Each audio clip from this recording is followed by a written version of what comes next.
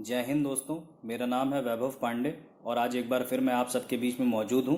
आज हम डिस्कस करेंगे major issues of dispute between India and Pakistan और ये सब हम देखेंगे in context of the recent map which is approved by Pakistan cabinet in which they have considered parts of Jammu and Kashmir such as Ladakh and Siachen Glacier, Sar Creek and Junagadh as the part of Pakistan.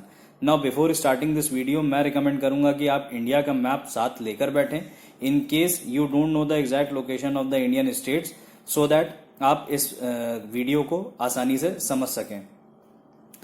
जब India independent हुआ तब Indian independence act of 1947 के according each princely states were given 3 choices, या तो वो पाकिस्तान का part हो, या वो इंडिया का पार्ट हो, या वो इंडिपेंडेंट हो। और इस एक्ट के अनुसार some states such as Jammu and Kashmir, Hyderabad, Travancore and Junagadh decided to remain independent.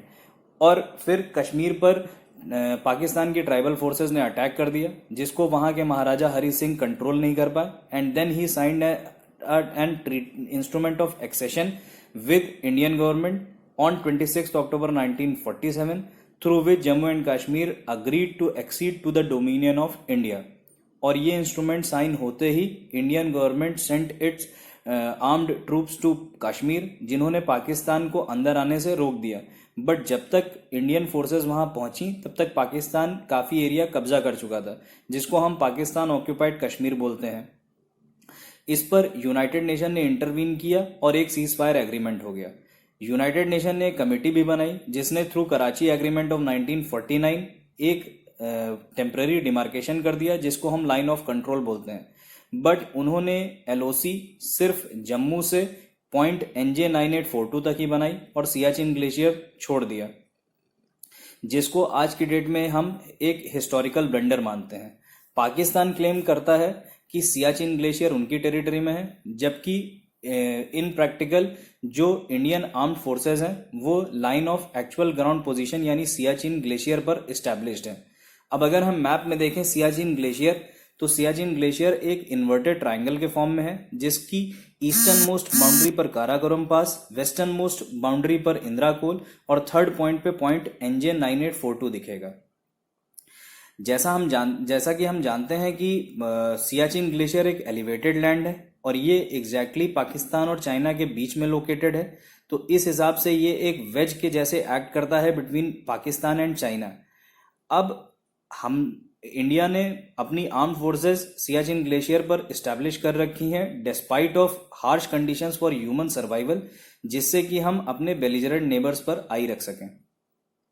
बात करें दूसरे मुद्दे की कश्मीर से, तो वो है इंडस वाटर ट्रीटी जो कि साइन हुई थी between Indian government and Pakistan government on 19 सितंबर 1960।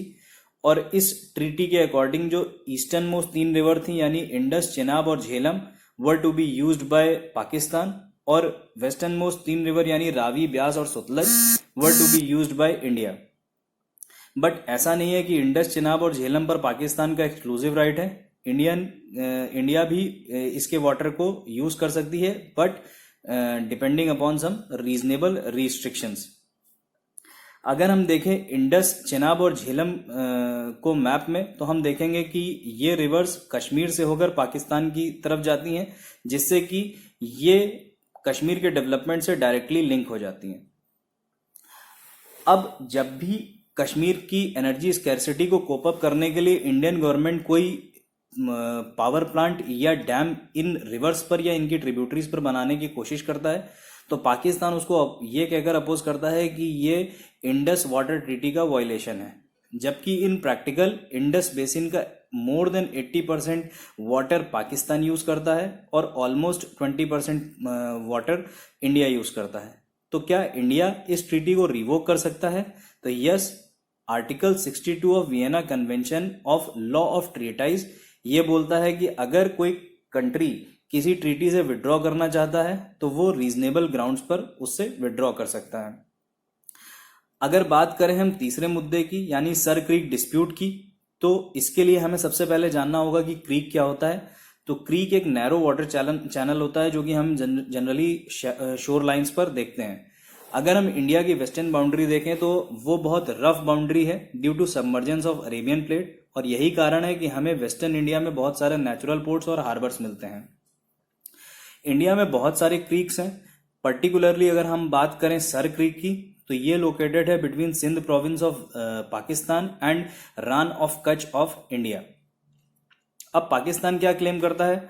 तो पाकिस्तान कहता है बॉम्बे रेजोल्यूशन ऑफ 1940 जो एग्जीक्यूट हुआ था between ruler of Pakistan and Rao Maharaja of Sindh, इसका पैरा 9 ये बोलता है कि सर क्रीक पूरी तरीके से पाकिस्तान का पार्ट होगा। बट इंडिया ये क्लेम करता है कि सेम रेजोल्यूशन का पैरा 10 ये बोलता है कि sir creek almost a year navigable रहता है, और अगर कोई नेविगेबल वाटर चैनल है तो उस पर इंटरनेशनल लॉ यानी थालवेग प्रिंसिपल एप्लीकेबल होगा। अब थालवेग प्रिंसिपल क्या बोलता है? तो थालवेग प्रिंसिपल ये कहता है कि अगर कोई वाटर चैनल है जो कि दो लैंड मासेस को सेपरेट कर रहा है, तो ऐसे में इन लैंड मासेस की बाउंड्री जो होगी that can only be fixed in the middle of the channel. दोनों कंट्रीज इतना एडमेंट क्यों है सर क्रीक को लेकर? तो अकॉर्डिंग टू सोर्सेज यहाँ पर बहुत सारे शेल गैस रिजर्व्स यानी हाइड्रोकार्बन रिजर्व्स हैं, और ये एक रिच फिशिंग ग्राउंड है, तो इकोनॉमिकली ये बहुत इंपॉर्टेंट हो जाता है। अगर हम बात करें चौथे मुद्दे की यानी जूनागढ़, मानवदार और गोंडाल की, तो हम देखेंगे कि मानवदार और गोंडाल मेजर प्रिंसिपैलिटीज थी इन जूनागढ़ प्रिंसली स्टेट। अगर हम जूनागढ़ की डेमोग्राफी की बात करें तो यहाँ पे मेजॉरिटी पॉपुलेशन हिंदू है, और यहाँ के रूलर जो है वो मुस्लिम थे, जिन्होंने एक इंस्ट्रूमेंट ऑफ एक्सेशन साइन किया था इन फेवर ऑफ पाकिस्तान।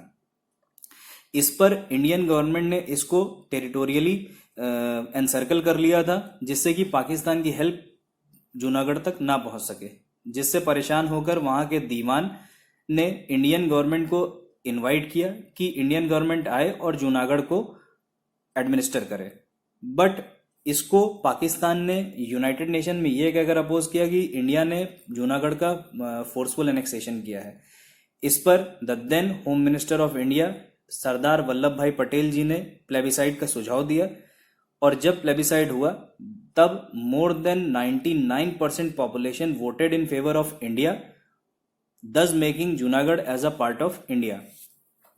हमने देखा कि पाकिस्तान ने ये मैप 4 अगस्त को रिलीज किया, जो कि उस दिन के ठीक एक दिन पहले का दिन है जब हम आर्टिकल 370 और आर्टिकल 35A की एब्रोगेशन सेरेमनी सेलिब्रेट कर रहे थे। ऐसा करके पाकिस्तान अपनी मासेस का माइंड डिविएट करना चाहती है रियल इश्यूज से, और वो इंडिया की इमेज ग्लोबली स्पॉइल करना चाहती है, जो मेरे हिसाब से कभी नहीं होगा। अगर हम बात करें कि इसमें एक एग्जाम एस्पिरेंट के लिए क्या जरूरी है, तो एग्जाम एस्पिरेंट को यह जानना जरूरी है कि ये प्लेसेस कहाँ लोकेटेड हैं, इनका डिस्प्यूट क्या है, और इन सारे केसेस में इंडिया का क्या स्टैंड है। आई होप कि आपको ये लेक्चर अच्छा लगा होगा। अगर आपको ये लेक्चर पसंद आया then please do like the video and share the video.